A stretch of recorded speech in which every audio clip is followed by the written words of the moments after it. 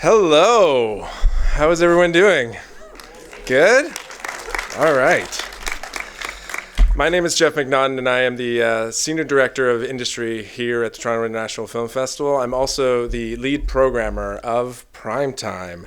I'm here to welcome you to the world premiere of Black Bitch.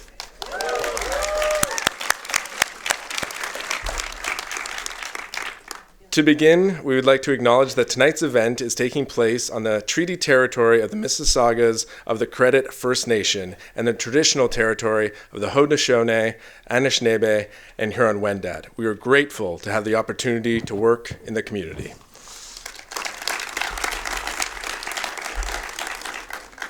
This series is eligible for the Grolsch People's Choice Award. Vote for your favorite films and series at tiff.net/vote. We'd like to thank Endeavour Content, Keshet International, and Blackfellow Films for providing us with this series. Also, a big thank you to Screen Australia.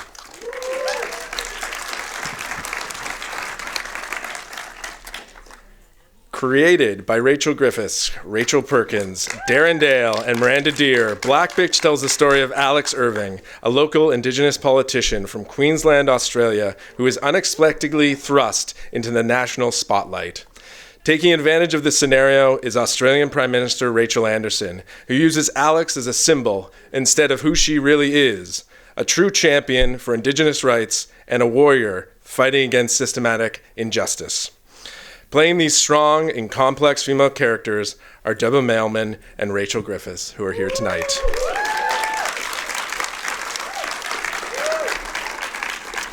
Tonight we will be screening the first 2 episodes. Following the screening, there will be an extended Q&A with the cast and creators, so please stick around. Before we begin, I would like to welcome, and please join me in welcoming Rachel Perkins, the director, to the stage.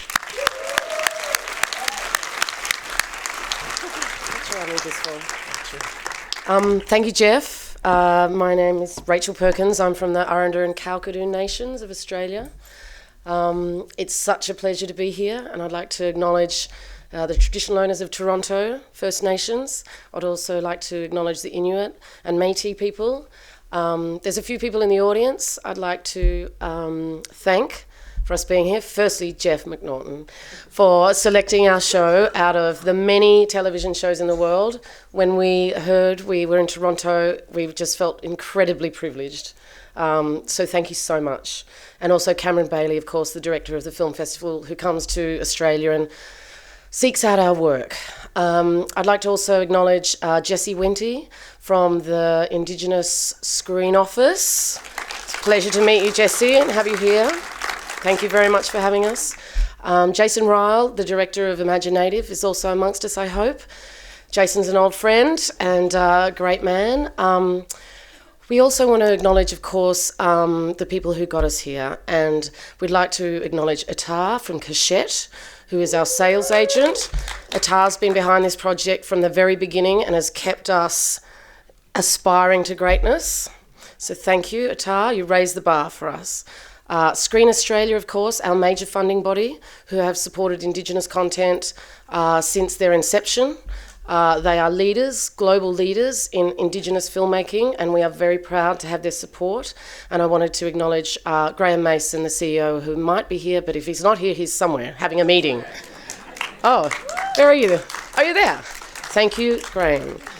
Also Sally Kaplan, I think, is that you in the dark? Sally Kaplan, who is the head of, look, I don't know what everybody's titles, but she's the head of development and production or something like that. Sally Kaplan, thank you. The ABC, the Australian Broadcasting Corporation, I will get off the stage in a minute, who have been around for like 70 years, are the commissioning editor for Indigenous and Drama, Sally Riley, who's another First Nations woman. She commissioned this project and we are indebted to her. When she came to us and discussed this project, she said, we want to be bold. She said, the ABC, we want to be bold. And we're like, well, with a title like this, it's a very bold. Anyway, here we are. This show has a lot to say about Australia and generally the political climate we find ourselves in. It has a lot to say about people of colour and politics and women And I can't, of course, leave the stage without acknowledging Rachel Griffiths, who was a driver behind this project from the very beginning, and of course Deb Mailman, who is the star of the show, and her enormous talent. And I've had the pleasure to work with her for 30 years. So thank you very much. They'll all be back up on stage after the show. We hope you enjoy it, and thank you for having us here. Okay, so we would like to welcome to the stage director Rachel Perkins, actor and producer Rachel Griffiths, Deborah Mailman, actress, and Harry Richardson, actor.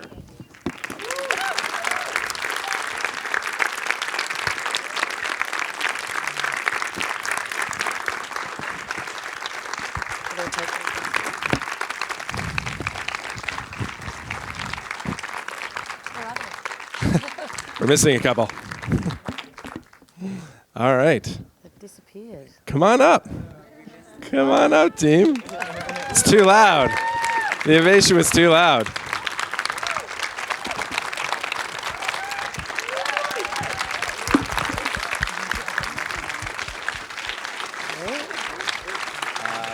Oh, thank you very much.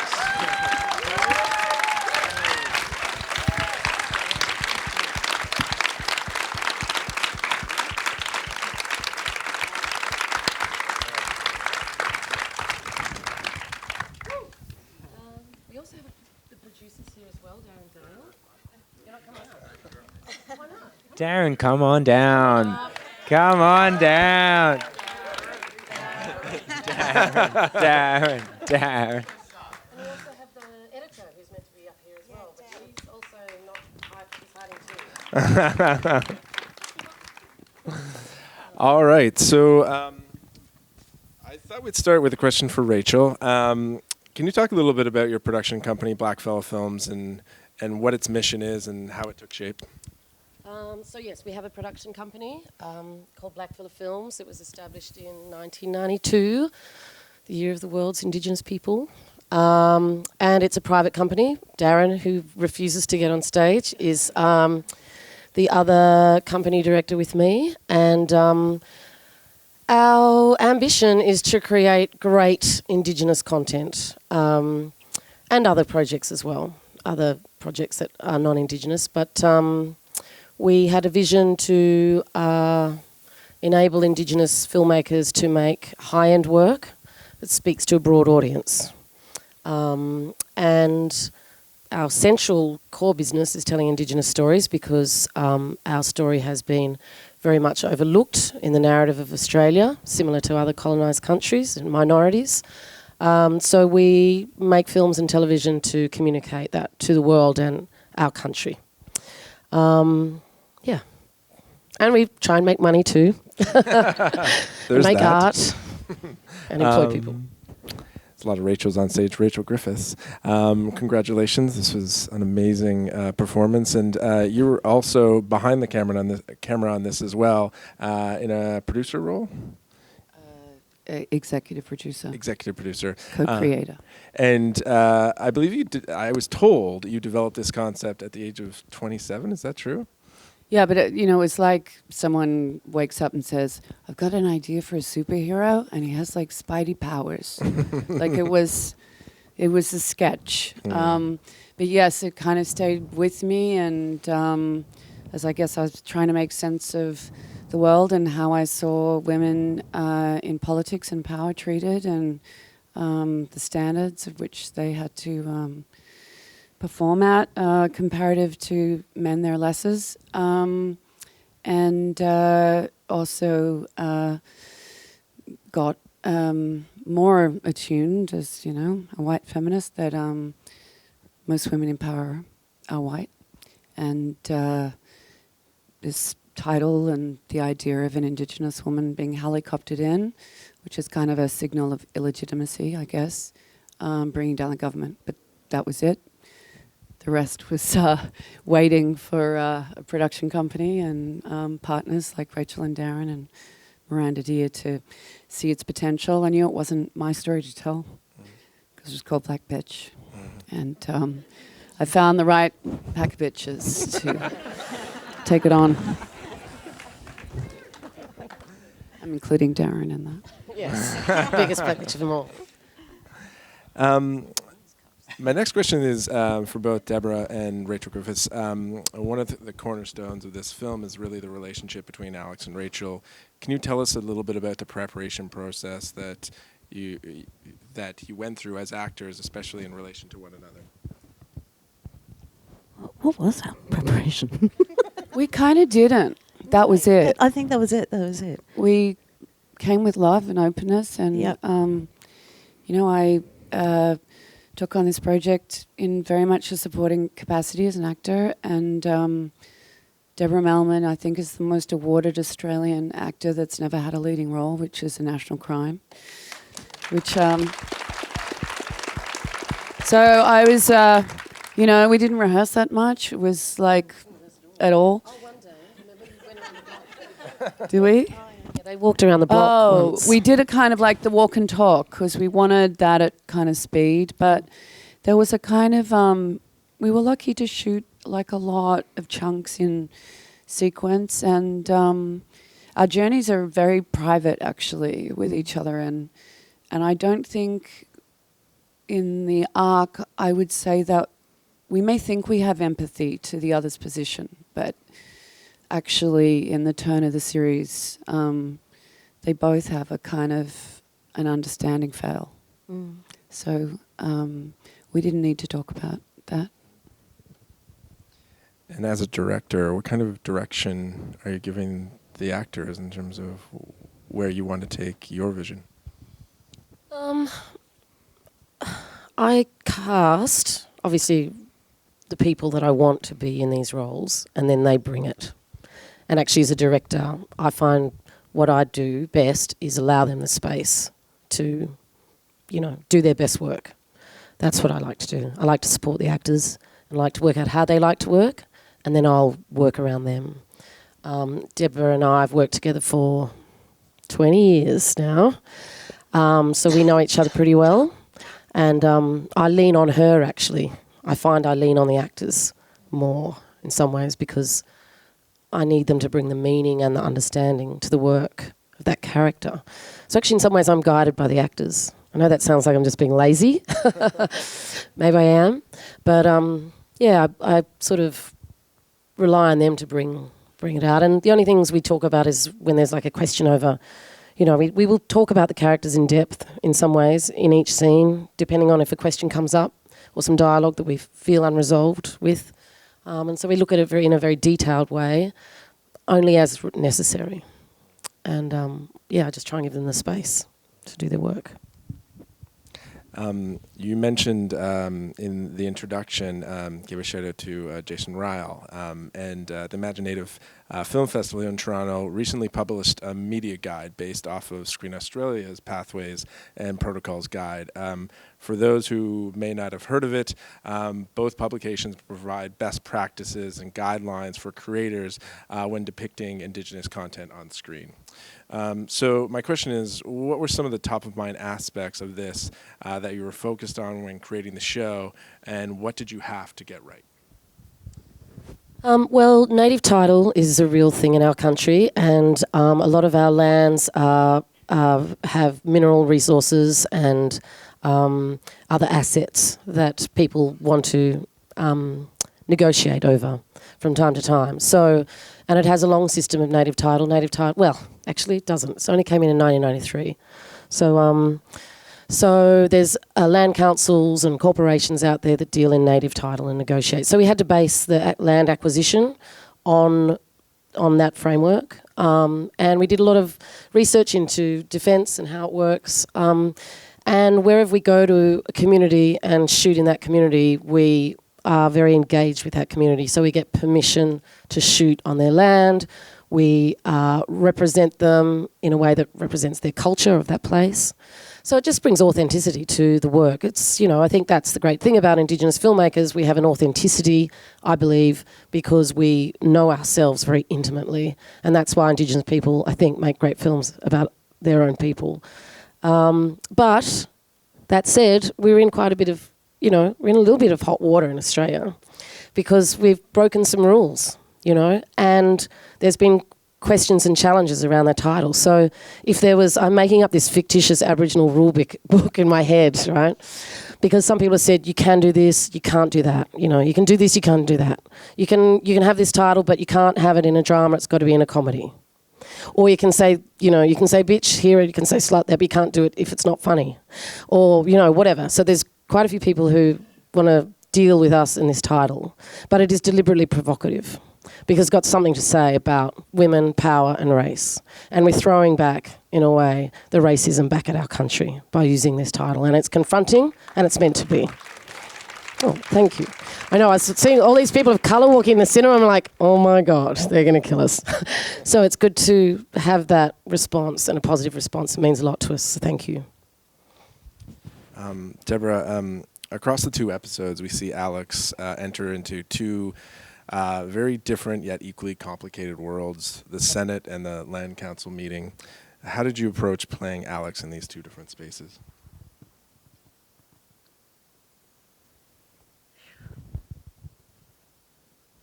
I guess every moment with Alex, I wanted to make her be surprised by everything that came at her. That she had a very strong moral compass about the decision to be in the Senate.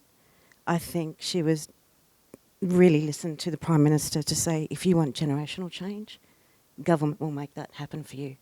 And being someone who's very much been involved as a leader in the community, and nothing's changed. And Alex has seen it time and time again when nothing has actually changed. So I just wanted her to have that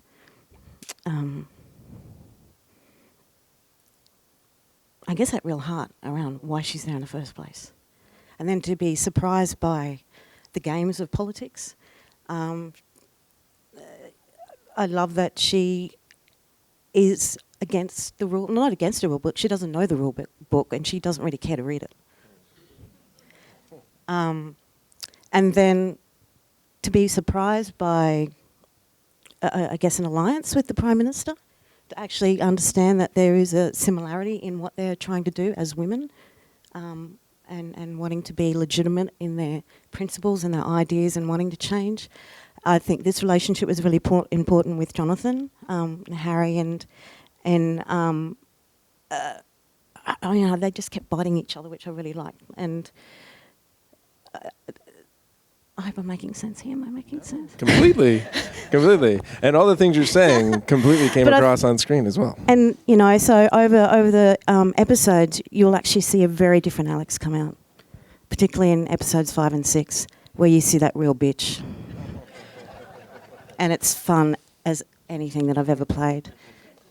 But yeah, I think I wanted to make her always have that sort of place of heart and wanting to make a difference. And Harry, I'm really interested in your character's arc because off the get-go, it really seems that Alex is wary of you and your intentions. And I guess we're left wondering if she should be in a way. So how did you approach Jonathan?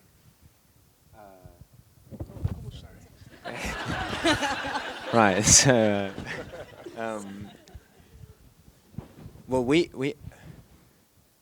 were lucky because we did have a little bit of rehearsal time at the start because, I mean, I think we identified quite quickly that they were very intimate and I was sort of a sidekick to like her bouncing ideas and the morality being questioned and the constantly being challenging and so we wanted to establish a rapport or like a closeness and a shorthand, and so we started approaching it that way, I think. But yeah, I don't know. So this is going to be my last question, so I'm going to throw it to the audience after this, so start thinking of what you're going to ask. In Canada, there's been a national conversation around the crisis of missing and murdered Indigenous women. With the recent national inquiry, it feels like there's a real sense of urgency, as there should be, about talking about this epidemic, and the urgency is present in this series. What made it feel like the right time for you to make this project, and was there anything specific that spurred the creation? Well, as Rachel said, she had been thinking about this for a very long time and then met Darren. and between them, they really conceived of this project. But all over the world, women are facing challenges in getting into government and having power, particularly women of colour. And in Australia, Aboriginal women have the highest murder rate of the population, 32 times more likely to be hospitalised in family and domestic violence. In my community, in the Northern Territory, where we have 30% of the population, Aboriginal women, 30% are Aboriginal people, 100% of our youth make up the people in youth detention. 100%. Right? We have the highest, Aboriginal people are the highest incarceration rate, higher than African Americans. So we have a very difficult, challenging social environment. And some of our great leaders are Aboriginal women. And so we're very proud of that, but we have a very long way to go. So I think, we're part of locally, there's challenge, internationally, there's challenges. And this series, I think, hopefully speaks to some of that. It's a very tricky series. But we've embedded, in the title, being in total control of herself. And, that's what I'm really proud of here. These great actresses and actors in their total power, and with something to say to the country and hopefully people all over the world. That's my rant. I'll shut up now and hand it on.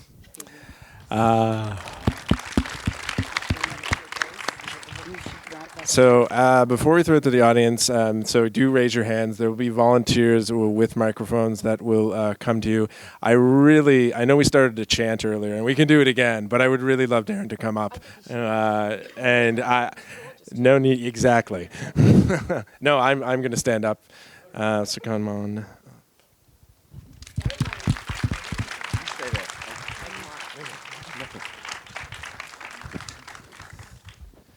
All right.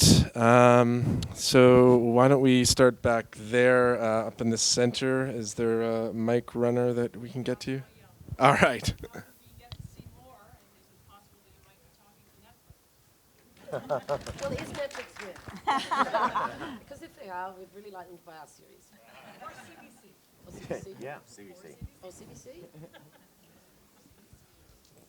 We will keep you posted. Our distributor is sitting here, and this is the first screening. Like, we're literally just finishing the final episode now. So, but the series goes out in Australia next month on the 13th of October. And I think episode 3 and 4, I won't get into that. You can see Darren looking at me. Also, if you want to get a sense of the future of the series too, really check out the trailer. It's an amazing cut trailer, and it's really exciting to see what's coming. Question right here. Oh, sorry. Oh. Six. Hi, my name is Rachel as well. Welcome.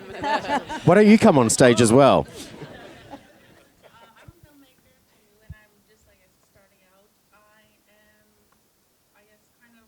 What was your process to make connection with moving forward to making your series? I was drunk, as was Darren. So your question is,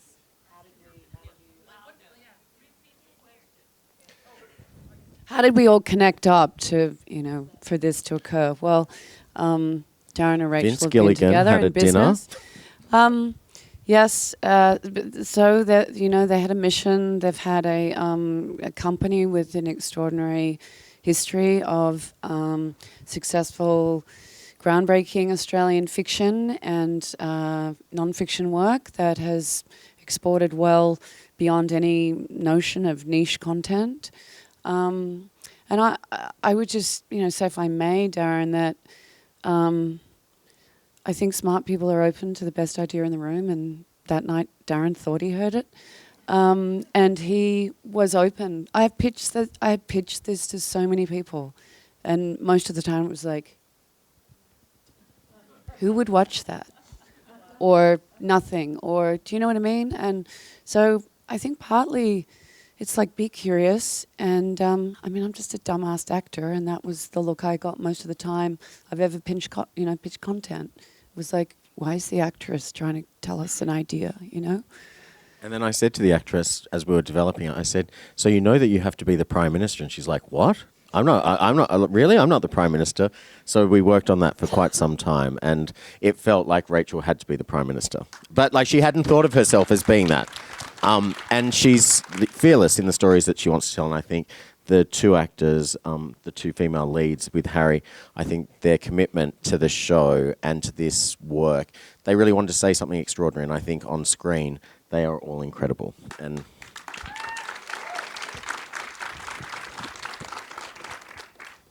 All right, other questions? There's a question over here.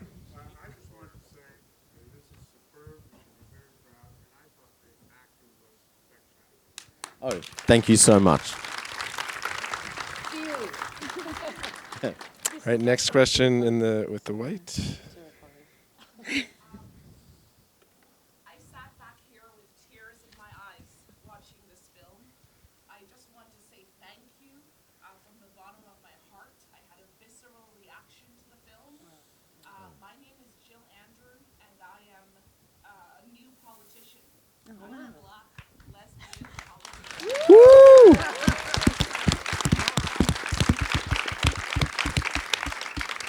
See where you made the choices around your maiden speech.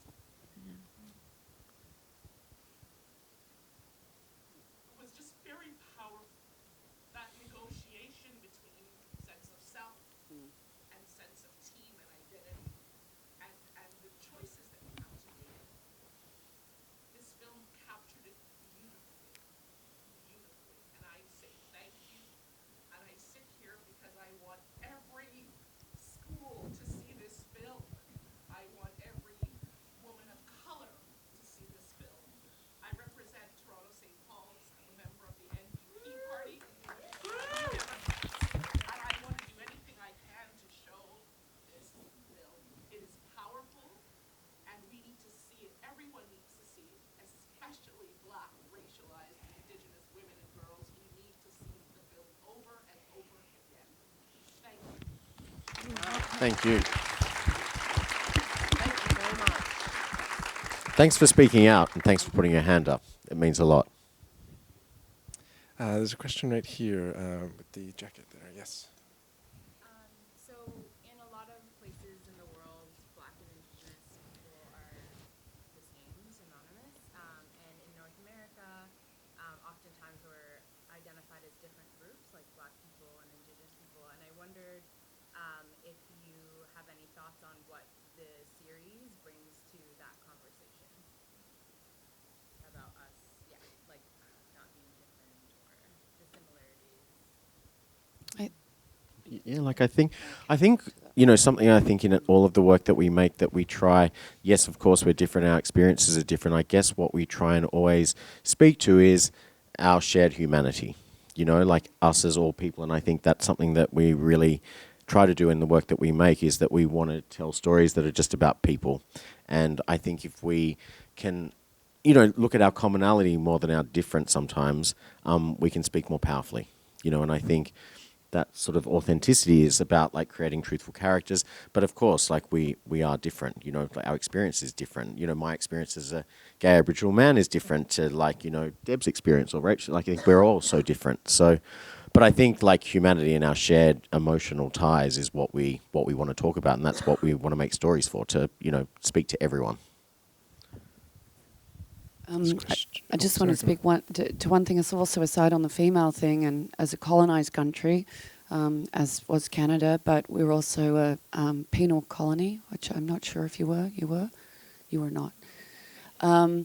But basically, the first women that arrived in Australia, with decimal dot exceptions, were female prisoners, and they were basically systematically raped from our founding scars. So this show also kind of speaks to the colonial scars on women generally in the colonised countries, and follows that through in my character.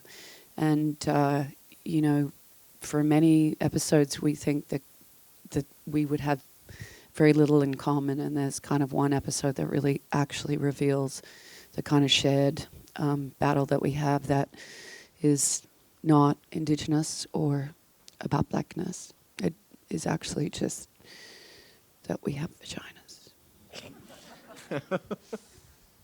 and want to be in politics. This question right here. I really enjoyed the project, and I do hope it gets North American distribution. My question is to Deborah. Yeah. How did you become involved in the project? I've enjoyed your work in the past. Yeah, thank you. Well, as Rachel mentioned earlier, I did my first feature film with Rach back in 1997, which was a film called Radiance. And since then, I've been very lucky as an actor to be given opportunities by this production company. And these stories speak to the type of stories that I want to tell as an artist. And so I guess it's been a lot of just having this relationship that has stemmed over 20 years now. And they always keep me in mind when they're looking at casting, which is fantastic. So what project can we make for Deborah Mailman? So with the script, I heard that it was there, and both Rach and Darren, and I knew that Rachel Griffiths was part of it, and they presented the title Black Bitch, and they gave me an outline of what it was about. And of course I was going to do it. It's a great title. I'm an American and an African American, and I've talked about my friends. We're on Twitter, and we just loved the title. We thought it was very powerful because it plays on so many different themes. Thank you. Hashtag Black Bitch. No, I mean that. Which is great because people are a bit like, "Oh, how do we feel about this?" They haven't seen the show, so they're like, "What is this?" Yeah, even standing in line, I was shy to say, like, I'm wanting to see this movie. That is an issue. Yes. A question up here in blue shirt. So that was fantastic. I really enjoyed that, and I don't know, like, I really hope it comes to North America, and if it doesn't, then we're gonna have to fly somewhere else to watch the rest of it. I'm in there.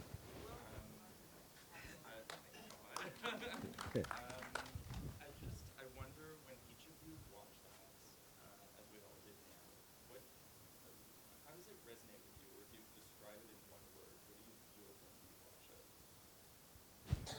Well, that was actually the first time I saw it. Being in the audience tonight, I saw some when we were doing ADR, but that was the first time I've sat from beginning to end of the 2 episodes. I'm really emotional.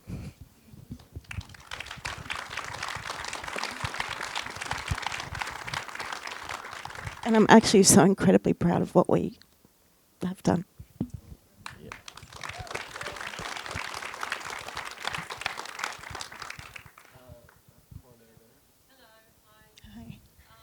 I wanted to find out what kind of reaction you got from the politicians in Australia. Did you have to get, I know you must have got permission, you were shooting in Canberra. Did they have to look at the script, and how are you hoping that this will provoke some other movement? It's like being on a talk show. No. Jenny It was Cooney? that's Jenny my Cooney. God, hi, gorgeous. It was actually, you know what, it was really difficult to get access to Parliament House, and they let us in, which was incredible, and we had a lot of supporters, and Rachel Griffiths went and met with a lot. She met the Prime Minister, she met with, she met with everyone. But it took time, and I think people were particularly, as we've talked about, were particularly scared of the title. And it's the House of Democracy, and it's the one of the most important buildings in our country. So I think they were scared to let the black bitch in the building, but they did. They did. We did kind of reassure them that the show is profoundly, I think, uncynical actually. And when you said what did I feel tonight, I kind of felt a little tiny bit of joy in our optimistic view for parliamentary democracy, especially after the week in Britain. But we do explore the price of service, and I think we do come from a place where we say most representatives, are actually working really hard for their constituents and to make the people they represent's lives better. And that was the pitch to let us in. The the title sounds like we want to burn it down, but it's also like, get mad at what's happening and protect what you have, because usually the people decide to slowly dismantle democracy. It's usually us that lets it happen. Mr. Jesse Wente. I just want to thank you all, wish so much for the film, for the series. You should be very proud. I'm so proud of all of you. Really? Setting the standard so high for Indigenous artists, elevate all of us, and this is the exact type of show we need to be making in Canada. I want to thank you all. Thanks, Jesse. That really means a lot.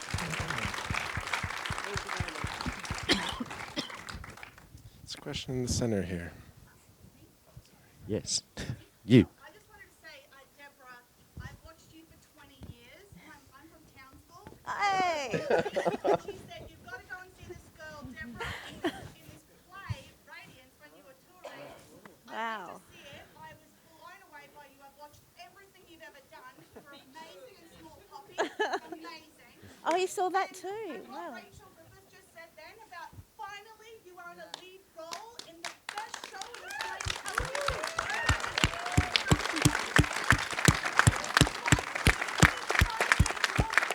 Thank you to everybody who's put Deborah Mailman finally at the front of the show.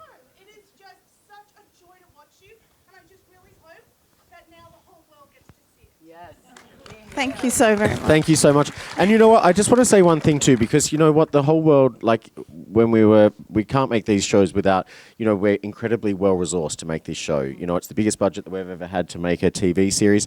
And who believed in this show and read the script and came on was Kashette and Attar, who's here. She said she read the script seriously and she came back to us with a large amount of money, more money than we've ever been offered to make a show.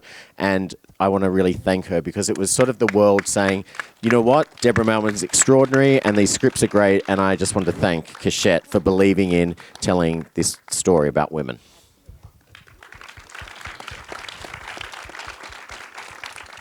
Sorry, you're wearing the same shirt as the chairs. Yes,